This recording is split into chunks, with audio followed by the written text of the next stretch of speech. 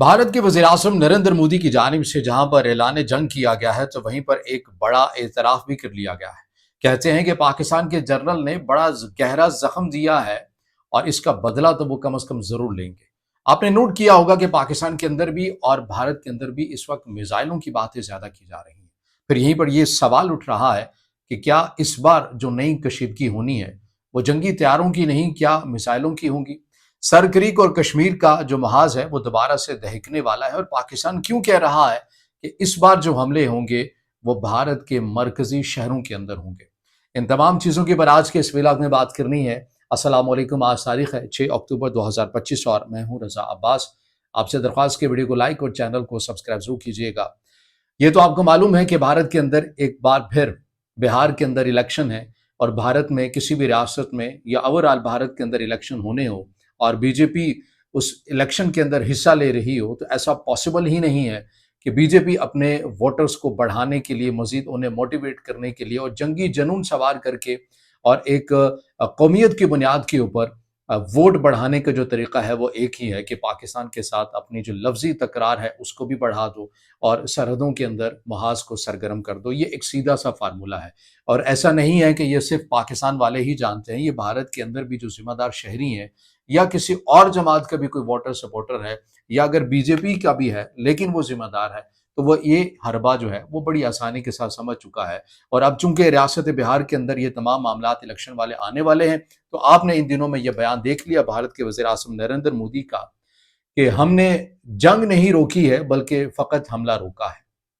और ज़ाहिर है ये एक बयान ऐसा है जो इन तमाम चीज़ों को इंडिकेट कर रहा है कि जनूबी एशिया की जो सूरत-ए-हाल है वो एक नए फ़ेज़ के अंदर दाखिल होती भी जा रही है, जहाँ पर भारत का ये मोदी सरकार का जो जंगी जुनून है वो एक बार फिर सर चढ़कर बोलने लगा है। मेरे सामने कुछ बयानात हैं, मैंने वो आपके सामने रखने हैं, फिर उसके बाद पाकिस्तान का भी एक रद्द-ए-अमल है और क्यों ये बातें की जा रही हैं कि इस बार जो एक नया फ़ेज़ मुमकिना तौर पर शुरू हो सकता है, वो मिसाइलों का फ़ेज़ शुरू हो सकता है। इसके अंदर ड्रोन या मिसाइलों का कलीदी किरदार होगा। फाइटर जेट इस बार इस्तेमाल होते हुए आपको नजर क्यों नहीं आ रहे और सरकरी का मैदान और कश्मीर का मैदान जो है वो क्यों सरगर्म हो सकता है। देखिए, इसके अंदर जो पहले जो बात आती है, भारत के जो आर्मी चीफ हैं और वजीर दिफा के बयानात उनके अगर देखें तो मोदी के बाद भारतीय आर्मी चीफ और वजीर दिफा ने जो बयान दिया उसमें उन्होंने ये कहा कि हम दुश्मन की नकल व हरकत पर मुसलसल नजर रखे हुए हैं और मुनासिब वक्त पर कार्रवाई जरूर करेंगे। जबकि वजीर दिफा ने एक ऐलान किया कि भारत अपनी जो प्री स्ट्राइक की स्ट्रेटेजी है, यानी ठीक निशाने वाली और तमाम कार्रवाइयों की सलाहियत वाली, यानी पहले से ही हमने प्री स्ट्राइक का इरादा रखना है और फिर उसे उस हमले की स्ट्रेटेजी इस तरह की होगी कि जो हमने निशाना बनाना है वो हमारी कामयाब भी हो, बयानात की हद तक हो जाए, फिल्मों की हद तक हो जाए, कोई मजाक नहीं। जंगी मैदान में खैर की भारत की तरफ से तो कौन सा एक्सेप्ट किया जाना है। तो आपने ये देखा होगा कि ये वही बयानियां हैं, ये वही मीडिया का नैरेटिव है, ये वो तमाम चीजें हैं जो बालाकोट हमले से भी पहले हमने देखी या जो हमने रिसेंटली जो कॉन्फ्लिक्ट हुआ दोनों ममालिक के माबैन, उससे पहले भी एक जो जंगी माहौल हमने देखा, उस वक्त भी ऐसे ही बयानात आ रहे थे और अभी भी आपने देखा कि ऐसी तमाम जो चीज़ें हैं वो आपको बनती हुई नज़र आ रही हैं। पाकिस्तान साइड से जो मौक़िफ़ दिया गया मुश्तरका तौर के ऊपर अफ़वाज पाकिस्तान का जो मौक़िफ़ आया उसमें ज़ाहिर है ये बात की गई कि पूरी तरह से पाकिस्तान तैयार है, भारत अपनी इस बार अच्छी तैयारी कर ले और इस बार जो है वो इंतहाई मजबूत किस्म का जवाब दिया जाएगा। पिछली बार जो स्कोर रहा वो 6-0 का रहा, लेकिन इस बार मुमकिना तौर पर ये 60-0 का स्कोर भी हो सकता है। लेकिन यहाँ पर एक और बड़ी दिलचस्प चीज़ ये है कि बातें तो ये भी की जा रही हैं कि भारत इस बार अगर कोई नया फ़ेज़ पाकिस्तान के अगेंस्ट शुरू करता है, तो वो मुमकिना तौर पर अपने फाइटर जेट या अपनी एयरफोर्स का इस्तेमाल नहीं करेगा, क्योंकि वो कतरा रहा है पिछली बार की परफॉर्मेंस को देखकर या फिर बालाकोट वाले मामले के अंदर भी जो कुछ हुआ। तो लिहाजा इस बार जो मुमकिना एक स्ट्रेटेजी बनाई जा रही है वो या तो ड्रोन की बनाई जा रही है जो कम लागत होते हैं, नुकसान भी हो जाए तो भी कोई मजाका नहीं, और दूसरा मिसाइल। मिसाइल आपको पता है कि एक तो पाकिस्तान और भारत के बॉर्डर भी बिल्कुल साथ जुड़ते हैं, तो दुनिया का कोई ऐसा जदीद तरीन दिफाई निज़ाम अभी तक है नहीं है कि अगर दोनों साइड के ममालिक मिसाइल एक दूसरे के ऊपर दागते हैं तो वो उन्हें नाकाम भी बना सके, क्योंकि फासला भी बहुत कम है, दूर से भी मार किए जा सकें तो फिर मिसाइल को रोका तो बड़ी तादाद के अंदर जाया जा सकता है, जैसा कि पाकिस्तान ने इस फेज के अंदर रोका भी। لیکن پھر بھی کہیں نہ کہیں چانسز ہوتے ہیں کہ میزائل کہیں نہ کہیں رستے سے نکل ہی جاتا ہے۔ آپ کے سامنے اگزامپل ہے ایران اسرائیل ٹینشن کی، اور ایران کی جانب سے اتنے دور فاصلے سے بھی میزائل داخل کیے، لیکن وہ پھر بھی کہیں نہ کہیں جا کر وہ اسرائیل کے اندر پہنچتے ہی رہے۔ تو اس بار جو بھارت کی آپ کو ایک اسٹریٹجی نظر آتی ہے وہ اس طرح سے نظر آتی ہے کہ ہم نے میزائل اور ڈرون ٹیکنالوجی کا استعمال زیادہ سے زیادہ کرنا ہے ایز کمپیئر ٹو اپنی ایئر فورس۔ دوسری سائڈ کے اوپر پاکستان کے اندر بھی آپ یہ خبریں سنتے ہوئے نظر آ رہی ہیں کہ پاکستان کا بھی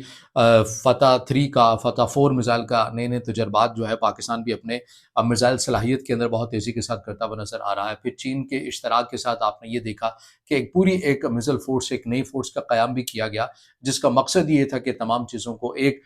پرنسپل کے تحت تمام چیزوں کو ایک چھتری کے نیچے لایا جا سکے۔ تو یہ جو آپ کو پاکستان سائڈ سے بھی بڑھتی ہوئی جو تیاریاں ہیں بالخصوص میزائل کیپیسٹی کے اندر، میزائل میدان کے اندر، تو وہ ان تمام چیزوں کا ایک رد عمل کے طور کے اوپر آپ اس کو دیکھیے کہ دوسری سائڈ کے اوپر جو تیاریاں کی جا رہی ہیں وہ کس انداز میں آپ کو ہوتی ہوئی نظر آ رہی ہیں۔ ان دنوں آپ کو یہ بھی معلوم ہوگا کہ پاکستان کے سیکیورٹی ذرائع کے حوالے سے کچھ میڈیا انٹریکشن بھی کیا گیا، میڈیا کے کچھ ذمہ داروں کو بلایا بھی کیا اور ان کے ساتھ گفتگو بھی کی گئی، جس کے اندر یہ بتایا گیا کہ ہمیں یہ ٹھوس شواہد ہمارے پاس موجود تھے کہ بھارت مانسون کے بعد دوبارہ سے ایک ٹریلر ایڈونچر جو ہے وہ کر سکتا ہے، اور اس کے لیے پاکستان جو ہے وہ مکمل طور کے اوپر تیار ہے۔ اور آپ نے جو اسٹیٹمنٹ ہے وہ دیکھی کہ پاکستان کے اوپر یہ الزام لگایا گیا اور یہ کہا گیا بھارت سائڈ سے کہ پاکستان جو ہے وہ سرکریک والی سائڈ کے اوپر ملٹری جو پاور ہے وہ اپنی بڑھاتا ہوا نظر آ رہا ہے، اور کشمیر والی سائڈ کے اوپر جو ان دنوں احتجاج ہوا، چیزیں ہوئی، گو کہ پاکستان کی ریاست کی طرف سے اس تاثر کی نفی کی گئی جو پھیلانے کی کوشش کی گئی کہ بھارت اس کے اندر کہیں نہ کہیں انوالو ہے۔ پاکستان کی طرف سے کہا گیا کہ عوامی سطح کے اوپر مطالبات تھے، تحفظات تھے، جنہیں دور کر دیا گیا اور معاملہ جو ہے وہ یہیں پر ٹھپ ہو کر رہ گیا۔ اب اس سے زیادہ جو آگے جو بات جو کی جا رہی ہے کہ سرکریک والا آپ کو پتا ہے کہ بھارت کے گجرات ہو یا پاکستان کے صوبہ سندھ کے سائڈ کا ہو، یہ بالکل میرا غالباً 94 یا 96 کلومیٹر کی ایک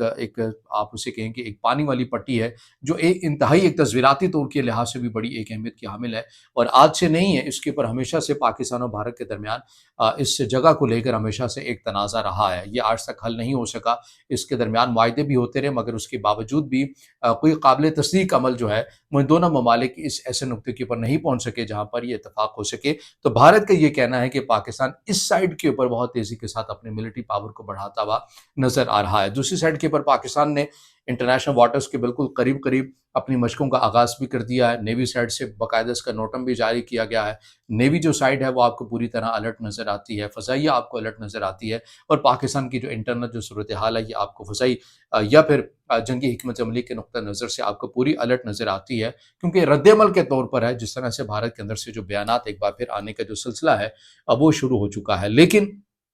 اینڈ پر میں یہی کہنا چاہوں گا کہ ظاہر ہے جنگیں ان تمام معاملات کا کسی بھی حل نہیں ہوا کرتی، چاہے وہ سرحد کے اس پار کوئی شہری مرے یا پھر اس پار کوئی شہری جو ہے وہ نشانہ بنے،